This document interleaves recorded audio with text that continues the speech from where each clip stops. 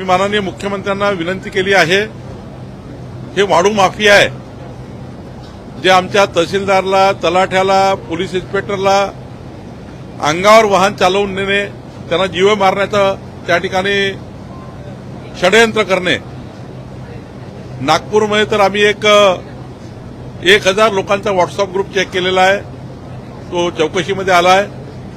जे सर्व्हिलन्स करतात की महसूल अधिकारी कुठून जातो, पोलीस अधिकारी कुठून येतात, त्यांच्या मागावर राहणे, त्यांच्या पिछावर राहणे, आमच्या अधिकाराचा पाठलाग करणे, त्यांना जीवे मारण्याचा प्रयत्न करणे, असे जे प्रकरण सुरू आहे, याकरता एक आम्ही गृह खात्याच्या सोबत बसून अशा वाळू माफियावर मोका माध्यमातून कारवाई झाली पाहिजे। आता एमपीडीए करता येतं, पण मोक्याची कारवाई झाली पाहिजे आणि एक टास्क फोर्स राज्यामध्ये अशा वाळू माफियाला शोधून काढण्याकरता असला पाहिजे।